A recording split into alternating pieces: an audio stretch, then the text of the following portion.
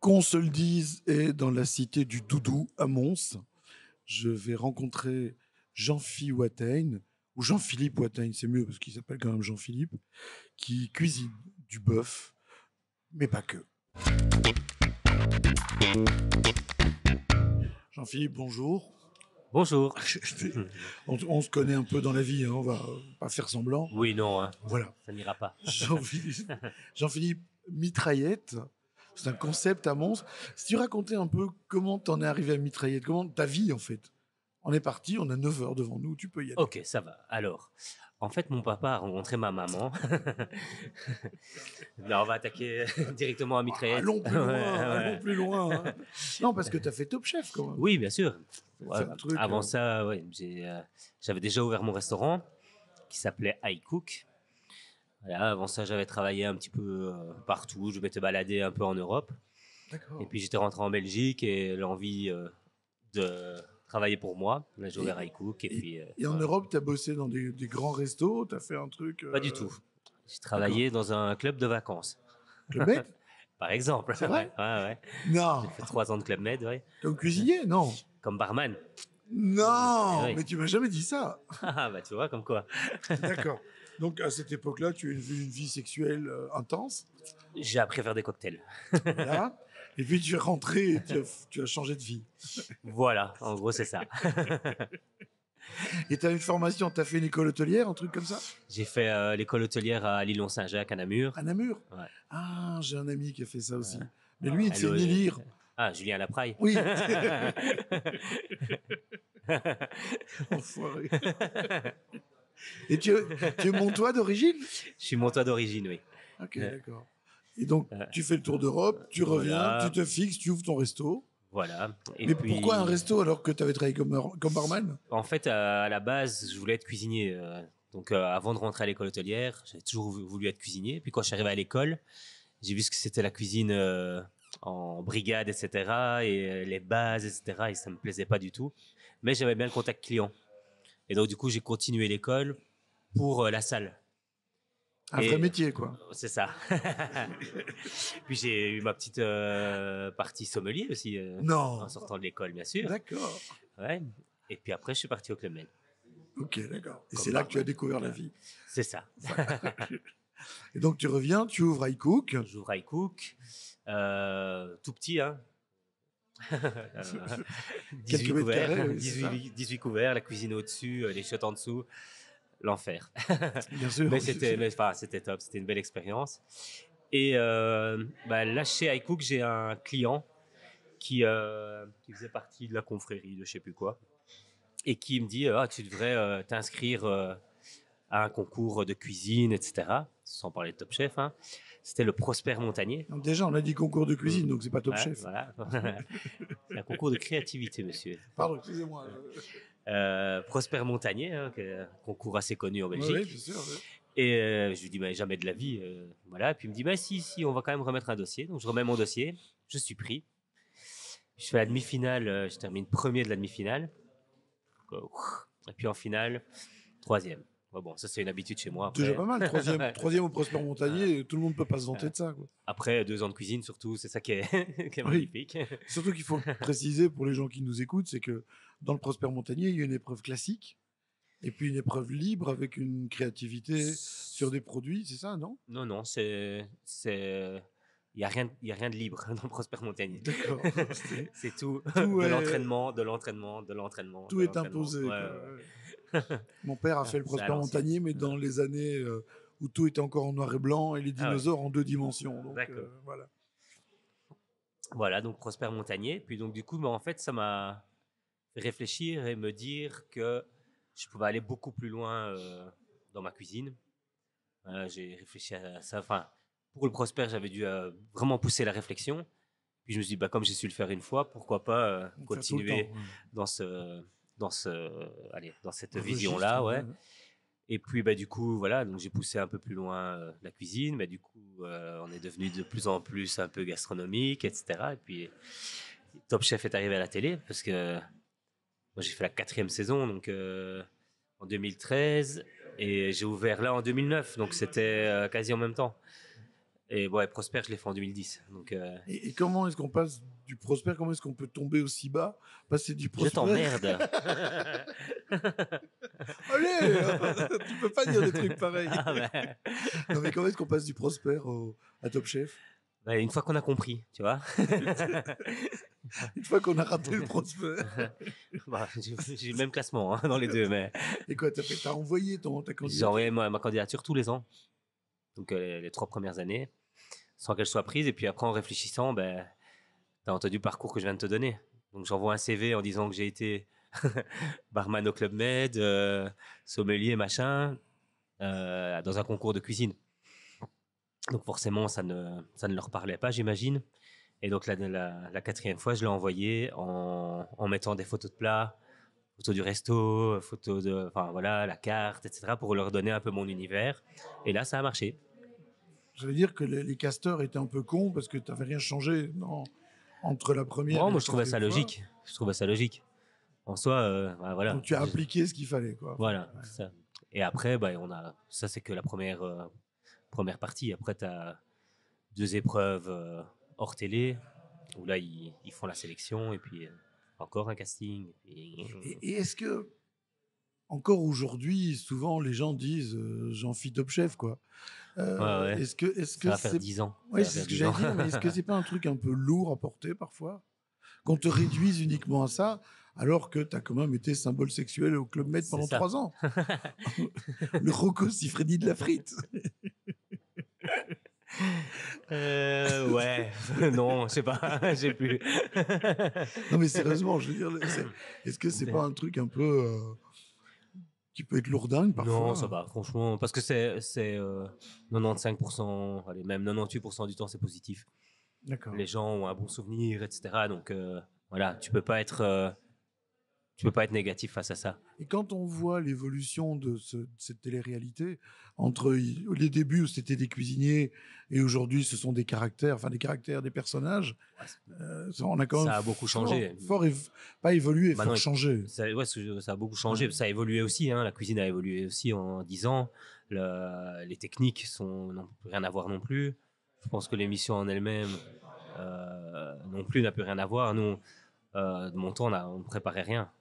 Enfin, on ne préparait rien à l'avance, je veux dire. Donc, on avait l'épreuve à la seconde même et il fallait se débrouiller comme ça. Aujourd'hui, on voit que c'est préparé à l'avance. Oui, c'est clair. Mm. Et À puis côté de ça, ils sortent des choses. aujourd'hui, c'est hyper scénarisé quand même. Ouais, ouais, ça. Et, ouais, après, ils ont un niveau quand même qui est Qui est quand même vachement bien. relativement hors du commun. Hein. Ouais. Bon, ok, Bon, c'est bon pour la ça, partie voilà. média. Tu reviens à Mons. C'est toi qui incarne le doudou 2 ans de suite. Non, donc, Non, non. non, pas non plus. Ouais. D'accord, je croyais. D'accord. Donc, ouais, voilà. Après, j'ai ouvert en face d'Icook le bistrot de Jean-Phi. Mais ça ne te suffisait Voilà. pas, un resto, Là, il il faut n'y avait pas assez de place. Non, je comprends, j'ai un truc. Voilà. Puis, et puis après, on va faire un accéléré. 2020, confinement. Voilà. Ah, j'ai pas pensé à ça. 2020, Ah bon confinement. Et donc, bistrot fermé, Icook, enfin, Rebelge fermé aussi. Et on cherchait une solution pour pouvoir faire des choses à emporter. Et moi, j'avais déjà pensé bien avant, enfin, avant le confinement, de revisiter la mitraillette. Et là, du coup, c'était vraiment la bonne occasion parce que c'est clairement un produit à emporter. Et puis une mitraillette pour célébrer les 25 ans des tueurs du Brabant Wallon. C'est ça. Excellente Tu idée, avais- mais parfait, mais quel talent. Et pour les gens qui nous écouteraient depuis la France, par exemple, imaginons, ou au Il y a Québec, des Français qui t'écoutent. c'est jamais, c'est une langue qu'ils pratiquent mal, mais ils pourraient nous écouter. La mitraillette, c'est un sandwich Oui, on va avec dire des ça comme frites, ça. Voilà, farci. farci aux frites et Et 3 petits points. ouais, en dessous des frites, on met Autre chose. voilà, de la viande, La nous, viande. du poisson, Alors, on à met des Liège, on légumes. appelle ça un routier. C'est ça. En France, on c'est appelle ça un américain. un américain, Dans c'est ça. certaines, en tout cas, Voilà. dans le Nord. Dans le Sud, ils Ouais. connaissent pas. Non. Et déjà, il faut leur dire qu'il faut, si vous nous écoutez en France, les frites, ça se cuit 2 fois. C'est ça. On va déjà commencer On par va là. commencer par Avant ça. de les mettre dans le pain. Parce qu'ils croient toujours que c'est une histoire belge et que c'est Ouais. une fois. Non, non, Ouais. c'est 2 fois. Et donc, tu fais des mitraillettes. Et là-dedans, tu travailles des produits locaux. tu travailles toute la chaîne. Je me souviens au départ, les pains sont faits par un de tes amis ici. C'est un artisan, ouais, qui nous fait nos pains, voilà, avec tous les délires que j'ai pu avoir. Il a à chaque fois suivi. Pauvre Les garçon. pains en nœud papillon, par exemple, les pains noirs, les pains au poivre, les pains en forme de cougnou. Quelle Ouais, excellente voilà. idée. Ouais, Et le en type fait, il fait devient ça. fou. Et à chaque fois, tu lui appelles en disant, dis, je viens d'avoir une idée. Et il Exactement. raccroche, il dit, je suis désolé, je suis dans un tunnel. Je Ou lui envoie des messages. des choux. J'ai une idée. Non, t'as pas Le d'idée. Au revoir. dernier en date, c'était le cornet. T'as On fait a fait oui, les les pains en cornets en cornet. pain. Ouais. Et l'idée est géniale, tu vois, mais à part que ça lui prend 4 fois plus de temps qu'un pain classique. Et donc, il les a fait, nickel. Donc, moi, j'ai développé le truc, voilà. Et puis, ben, je lui ai dit, ben, on va faire ça pour le doudou alors. À part que pour le doudou, c'est pas 10 pains qu'on vend, hein. C'est 3 millions. Au moins. Ben, donc, voilà, il a passé ses nuits à faire des cornets, le garçon. Et il te parle encore? Bah écoute, c'est plus lui qui livre en tout cas. Non, mais il est très bien, Tristan. Merci beaucoup. Et puis tu travailles les produits locaux, tu travailles des viandes de chez nous, tu travailles plein de choses en fait. Ouais, on travaille, bah, on essaie, bah, c'est un peu c'est ma vision de la cuisine, je pense. C'est voilà, c'est le produit local, un maximum en tout cas, hein. Des circuits Voilà. courts. De quoi? Des circuits courts. Circuit court, du surquico. Je fais qu'est-ce que c'est que du surquico? Parfois, Il est en train de- parfois je fouille. Oui, je travaille le surquico. Un peu japonais comme ça. Surquico. Ça va être dur à écouter jusqu'au bout, je vous plains. Donc oui, on circuit travaille en court. circuit court.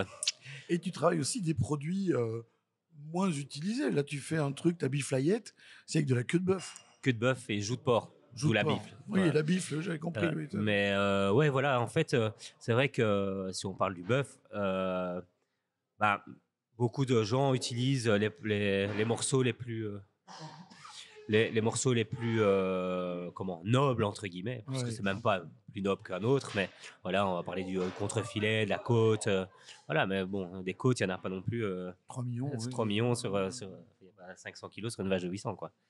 Et donc, voilà, il y a plein d'autres parties, ce qu'on appelle le cinquième quart, qui sont en fait toutes ces parties du bœuf qui sont bah, moins utilisées. La queue, la langue, les joues, Jarret, pourquoi pas, jarret, voilà. Et en fait, bah, une fois un peu travaillé, c'est même parfois meilleur que plus cette excitant, en partie tout cas, noble que... mais tu as créé une recette, un tartare de langue de bœuf. On en Ouais, c'est parlait ça. là avant d'enregistrer. Raconte un peu parce que tu l'as présenté dans des écoles hôtelières. Ouais, ça, en fait, c'est une recette que j'avais fait à la base chez iCook encore. Et donc, c'est un tartare de langue, cuite, bien sûr, donc c'est comme un tartare. Voilà, qui est assaisonné avec une mayonnaise à la moutarde à l'ancienne. Dessus, une espuma à la moutarde pour amener de l'onctuosité. Et puis, on a mis de la mizuna. Donc, c'est des feuilles de moutarde asiatiques, mais qui poussent ici en Belgique, hein. Du riz soufflé et des pickles d'oignons rouges. Et en fait, ce truc, voilà, quand j'avais créé cette recette, donc il faut savoir qu'avant dans mon restaurant, c'était menu surprise. Donc les gens ne savaient pas ce qu'ils allaient manger. Et au moment d'envoyer la première assiette, j'ai à mon maître d'hôtel, je fais, tu leur dis pas que c'est de la langue. Tu dis Clair. comme un tartare de bœuf. Voilà. Et blablabla, blablabla. Et en débarrassant, on leur disait, vous avez bien sûr reconnu que c'était de la langue. Ce qui fait qu'on a sorti 1 millier d'assiettes sans avoir un seul retour.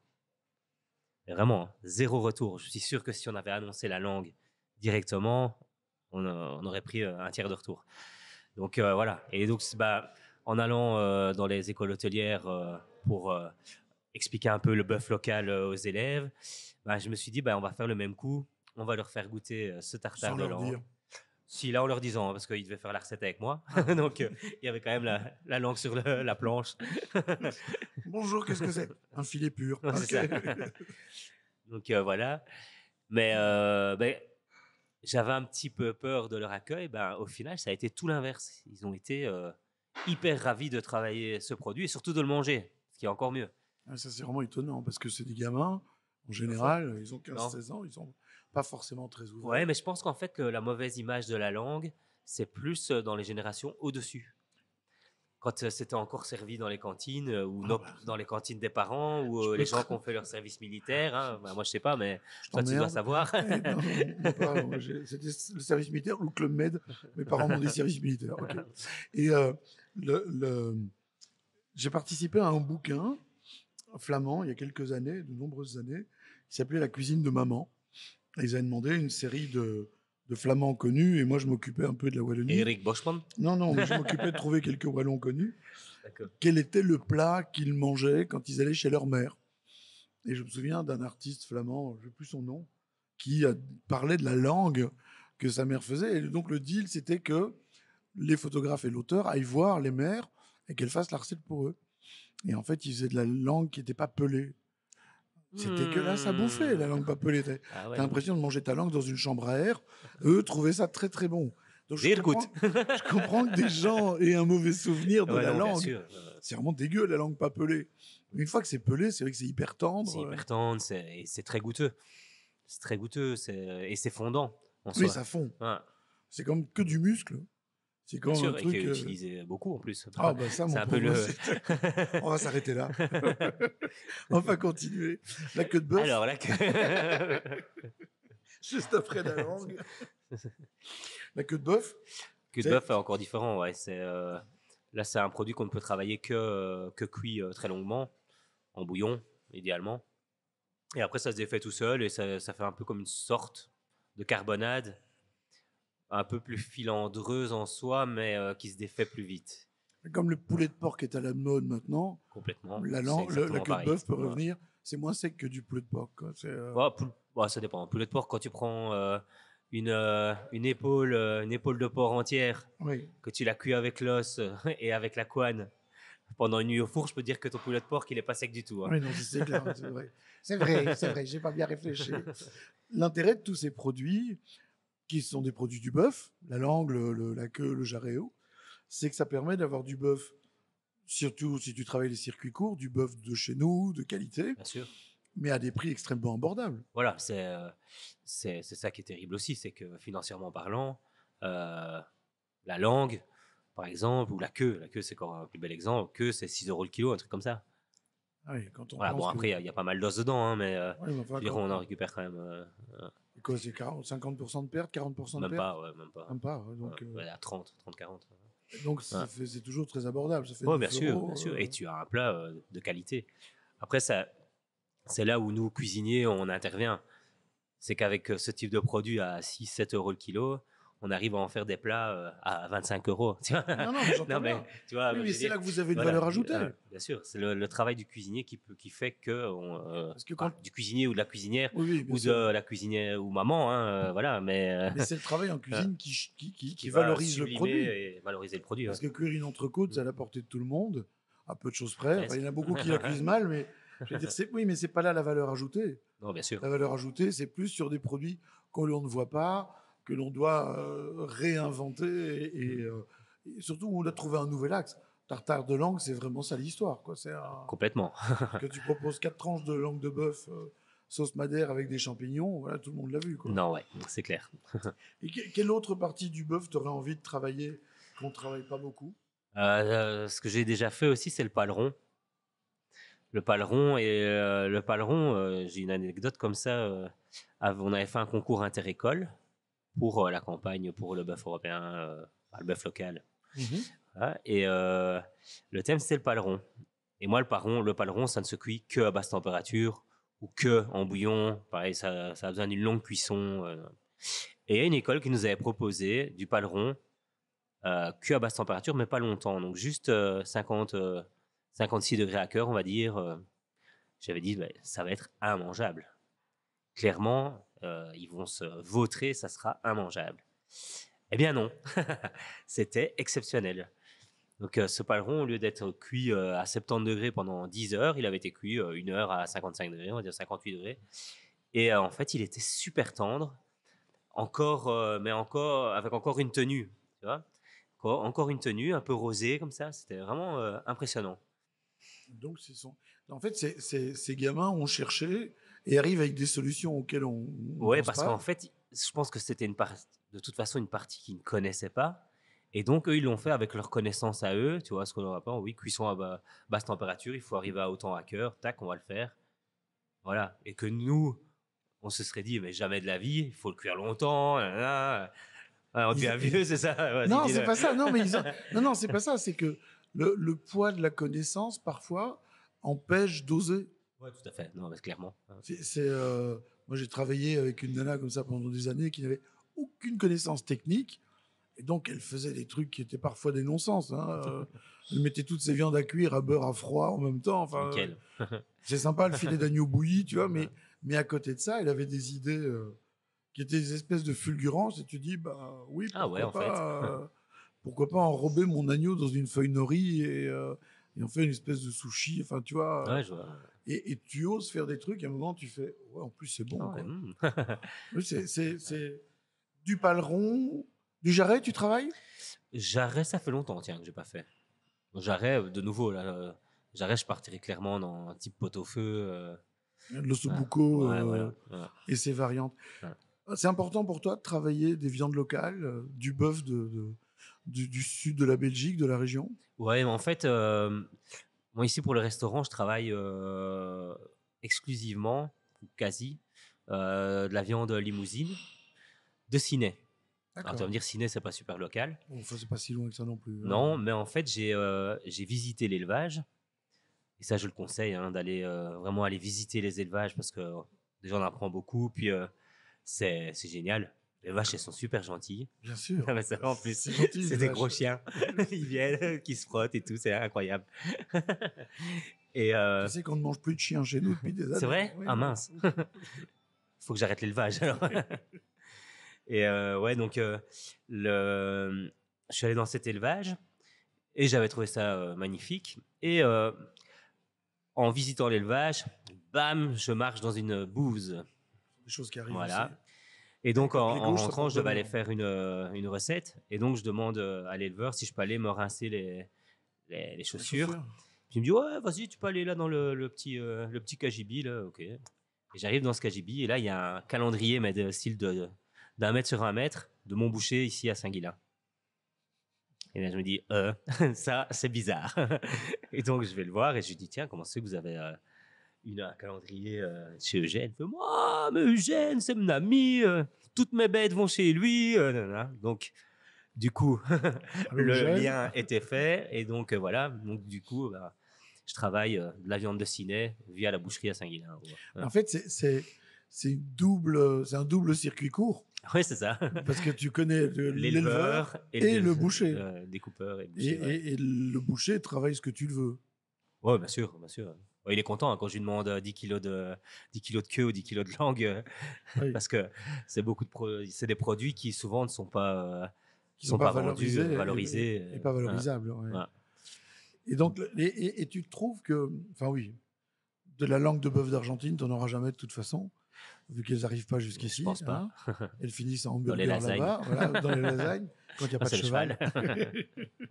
Et donc, le bœuf, est-ce que le bœuf, pour toi, est-ce qu'il doit être avant tout local ou est-ce qu'il doit être avant tout bio et local, ou local est plus important que le reste pour toi si tu fais confiance à l'éleveur? Alors, bio, à la limite, je m'en fous un petit peu en soi. Enfin, ça dépend. J'entends, ouais. Tu vois, qu'il ait le label bio, ça veut tout dire et Et rien rien dire en dire, soi. ouais. Parce que si c'est de la viande bio qui vient, comme tu disais, d'Argentine et qu'elle a fait 10 000 km en avion, ça ne je vois pas le. Ça sert à rien. Voilà. Euh, Local, pour moi, c'est hyper important, mais il faut d'abord que ce soit bon. Parce que c'est pas parce que c'est local que c'est bon. On est totalement d'accord. Voilà. Donc, je pense qu'on peut aller justement, aller visiter des élevages, l'élevage près de chez soi, etc., ou même le boucher, et parler un peu avec le boucher, parce que souvent, dans les petites boucheries, ils travaillent soit leurs propres bêtes ou les bêtes du cousin ou du beau-fils, voisin ou du beau-fils. Donc, ils savent parler de l'élevage et ils savent, voilà, si le mec il dit, oh, mais on les nourrit qu'avec des farines d'Hollande, hein. Ben là, on oublie déjà. Voilà. Il faut voir que l'élevage soit fait, en plus de leur élevage, ils fassent aussi un peu de culture, comme ça, ils font eux-mêmes leur nourriture. Voilà, donc ça c'est important. Goûter, bien sûr, et si c'est bon, ben, tant mieux. Après, je cracherai pas un beau morceau d'aubrac Non, bien bien sûr. persillé, voilà, peut-être bio ou pas, mais enfin, tu vois, voilà. Mais en fait, c'est toutes tes relations de confiance. Ouais, clairement, bien sûr, bien Toutes tes sûr, relations de confiance, bien sûr. c'est de la complicité, tu connais la chaîne en amont et Bah, c'est tu. ça, voilà. C'est ça qui est important, justement, d'aller voir son boucher. C'est que quand tu achètes une barquette au supermarché, Tu bah, sais rien. enfin, ouais, là, t'achètes vraiment en toute confiance, entre guillemets. Tu vois, mais je veux dire, voilà, tu sais rien que simplement en discutant un peu, voilà, en s'intéressant un petit peu, bah, ça donne le plus beau des labels, je trouve. Voilà, Mais c'est ça, c'est le label de la proximité, c'est plus important que tout le reste. bien Et sûr. c'est pas un label, mais c'est de la confiance. Voilà, clairement. Ouais. C'est vrai que même dans les magasins pour les professionnels, métro ou autres, pour connaître l'origine de la bête, il faut vraiment se lever tôt, hein. Bah, l'origine générale, on l'a obligatoirement. Oui, oui, mais Après, ben, voilà. Mais par contre, c'est là où tu vois que je pense que ça devrait d'abord être eux qui devraient travailler un maximum local, tu vois. Parce que quand tu vois le nombre d'arrivages de Irlande, Argentine, Uruguay, Nouvelle-Zélande, voilà. oui, Après, tout à bon, c'est une fait. question de prix, c'est une question de plein de choses, hein, mais Oui, mais est-ce que le local est plus cher? Non, si tu réfléchis, quand tu non, achètes de la langue ou de la queue ou du jarret, dans ces parties-là, du forcément. paleron, Ouais. Non, mais on parle sur les autres parties, tu vois, style entrecôte ou genre de choses. Quand tu as des élevages de 100 000 bêtes, euh, en Argentine ou ce genre de choses, et que tu as un élevage de 100 bêtes ici à Sydney, ouais, ben voilà, bien sûr. clairement, ils n'ont pas les mêmes, Les prix, mêmes ouais, valeurs. les mêmes valeurs. Ouais. Les mêmes valeurs, les mêmes envies. Le, L'élevage local, on a fait le tour. L'éleveur local aussi. Euh, je veux dire, toute cette production, en fait, ça t'inscrit dans un paysage. Euh, Est-ce que dans une émission comme Top Chef, ce serait pas intéressant, je ne sais pas si tu as encore des contacts avec eux ou pas, mais de les pousser à travailler plus du local, par exemple, Bah, il y a, que ce soit en France ou en Belgique? je pense que déjà ce qu'ils ont dans le domaine où ils ont beaucoup avancé, c'est pas forcément dans le local, mais dans le moins de déchets. Tu vois, donc essayer de travailler un maximum le produit. Tu vois, donc si je prends une pomme, ben, tu dois travailler la peau, les pépins et la chair, pas que la chair. Et ça, allez, c'est de plus en plus. Après, c'est comme ça partout. Enfin, Enfin, c'est la base de la voilà. cuisine, ça. Oui, bah, c'était quand même un petit peu perdu. On s'est un peu perdu. Voilà. Oui, bien Hein, sûr. mais là, ça redevient de plus en plus voilà, d'éviter le gaspillage, etc. Après, sur une épreuve, enfin, sur Top Chef, en soi, je pense que l'hyper local, sachant que c'est fait En dans les France, studios à Paris, compliqué, en oui. plein Paris, voilà, c'est un peu. Du champignon et du Ouais, jambon de Paris. ouais. Et puis Oui, donc avec des chefs qui viennent d'Espagne, voilà, sur des épreuves hyper techniques, scandinaves, etc. mais C'est hyper après Top Chef, tu es revenu à la télé, à la RTB avec les avec les ambassadeurs. ambassadeurs. Là, Là, par tu contre, faisais dans du le local. local, là, ouais, Ouais. là, c'était, je trouvais hyper cohérent justement avec ma cuisine et ma vision des choses. C'était un village de Wallonie par semaine, et dans chaque village, je rencontrais 2 ou 3 producteurs. Ça peut être enfin, de n'importe quoi. Hein, Ouais, ouais, ouais. donc, ça pouvait être un brasseur, un maraîcher et un éleveur. Voilà. Et donc, c'était assez intéressant parce que ça permet vraiment de se rendre compte qu'en fait, on a tout ce qu'il faut chez nous. Voilà, qu'il n'y a pas besoin d'aller dans le sud-ouest pour avoir du foie gras. On en a en Belgique et du bon. On a du bon vin aussi maintenant. On a de la très bonne bière. On a enfin, tout, du bon Tout ce bœuf. qu'il On faut. a, ouais. Et par exemple, à travers cette émission, tu as rencontré des producteurs avec lesquels tu as décidé de travailler? Mais le Limousin dont je parlais, c'est dans le cadre des ambassadeurs, par D'accord. exemple. Voilà, après, ouais, il y en a plein. Le poulet de Gibec aussi. J'avais travaillé avec eux. Enfin, ouais, au niveau distillerie, on avait fait Gervin. Avec lequel tu élabores un Voilà, on pastis. a fait le petit jaune. Enfin, ouais, j'avais fait les parties des vendanges au vin de Liège. Et du coup, ça, j'ai travaillé tout de suite après parce que je trouve que c'est pour moi un des meilleurs vins belges. Ouais, voilà, il y a eu plein de contacts grâce à eux. Après, c'est toujours difficile. Enfin, j'ai quand même fait 160 épisodes, hein, donc ça fait Ça fait 400, un petit 400 450 producteurs. ça devient difficile, Ouais. ouais, c'est ça. Qu'est-ce qu'on peut te souhaiter aujourd'hui? On va faire 3 questions. Qu'est-ce que tu voudrais accomplir? Enfin, c'est quoi ta prochaine étape? Première question. Quel est ton rêve ultime? Et qu'est-ce qu'on peut te souhaiter? Qu'est-ce que je peux te souhaiter? Ah. Tu veux que j'écrive les questions ou ça ira comme ça? Écoute, j'ai été à la même école que ton copain, là, tu vois. Il sait ni lire ni écrire, donc m'écrire les questions, ça marchera pas. Non, prochaine étape, je suis en train d'essayer d'aller vers quelque chose de plus simple, plus sain, voilà. Ça, c'est l'âge. Ça doit être ça. Non, non, sans rire. C'est l'âge. Je pense que plus tu connais, plus tu peux faire simple. Less is more, hein, c'est ce qu'on dit toujours, mais ou more is less, ça pourrait être plus simple. Mais il y a un moment où on n'a plus besoin de prouver. Là, maintenant, tu vas avoir 50 ans l'année prochaine. Et, tu mets autant de temps à monter les podcasts. Et c'est pas moi qui monte. Et donc, non, mais je veux dire, tu as un parcours aujourd'hui. Et ça fait 20 ans que tu bosses. Ouais, et donc, au bout de 20 ans, tu as fait le tour de quelques questions. Tu n'as plus besoin de prouver par l'extérieur. Pardon. Tu peux prouver par l'intérieur. Et c'est ça qui fait toute la différence, en fait. Moi, c'est que j'ai envie, voilà, de plutôt, enfin, ce que je fais ou ferai, de le faire vraiment par plaisir. Enfin, voilà, par plaisir et pas pour prouver, comme tu dis, tu vois, essayer d'aller chercher des points, aller chercher des choses. Non, simplement, voilà. Être toi-même Voilà, et en accord et faire simple mais bon. Voilà, Quoi. convivial et. Ça, c'est la prochaine étape. Voilà. Et ensuite, ton rêve? Gagner au loto. Non, c'est pas un rêve, ça. Non, c'est pas un rêve, ça, tout le monde le fait. Rêve. Ton souhait le plus cher, je sais pas, que tes enfants te succèdent. Non, vraiment pas. Vraiment pas? Non, non. Bah, de toute façon, ils veulent pas. Hein. Mes enfants, je pense que comme ils sont nés dedans, ils ont tout de suite compris ce que c'était. Ça dépend. Ça dépend. Ouais, non, c'est pas leur dada. Et puis, plus pour le plaisir. Par contre, ils adorent manger, ils adorent, tu vois, voilà. Ils savent cuisiner, ça leur servira aussi, mais pas en faire leur métier. Enfin, il suffit de leur interdire. Oui, c'est ça. Interdis-le. Ah non, tu ne seras jamais cuisinier. Et donc, normalement, normalement, il va le faire après. C'est ça. Ok. Et qu'est-ce que je peux te souhaiter? Bah écoute. En dehors de gagner au loto?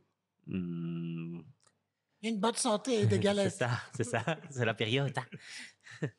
Non, ouais, que tout se passe bien et que ça tu vois, que tous ces projets se concrétisent et voilà, avec le moins de soucis possible pour la suite. Et t'as pas secrètement, par exemple, l'envie de faire un truc facile, genre des grillades ou un machin comme ça?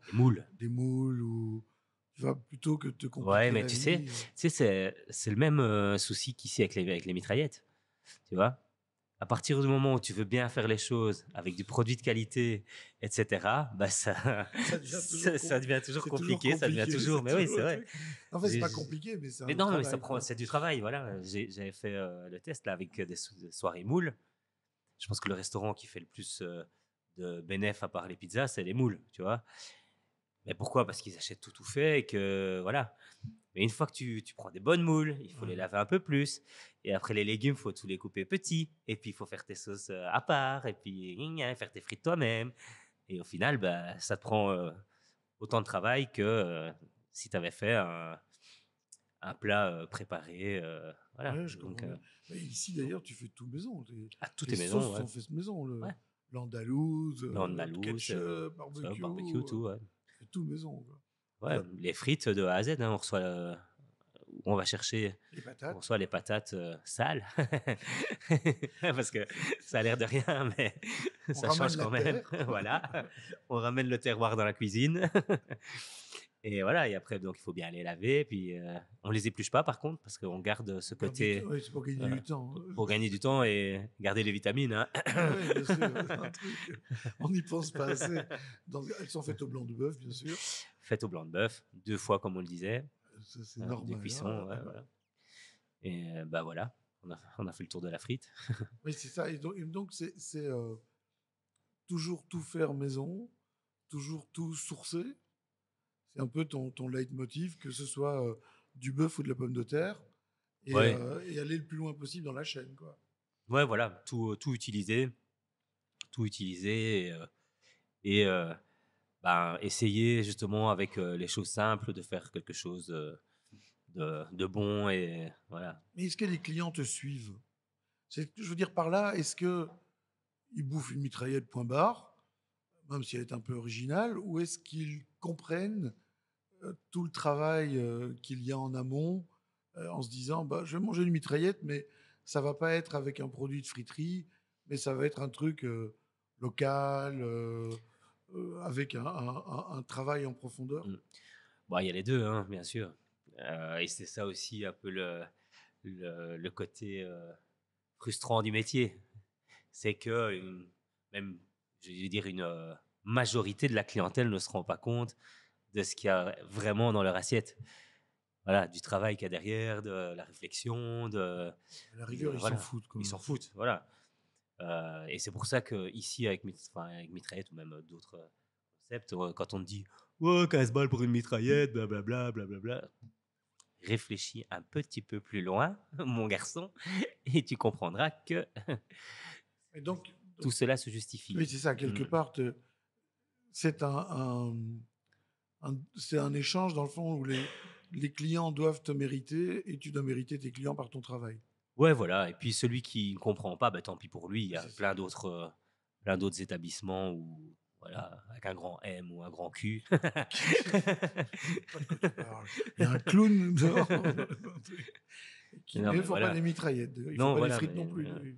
Ils font rien. mais il en faut pour tous les goûts, donc voilà. Oh, tu es beau.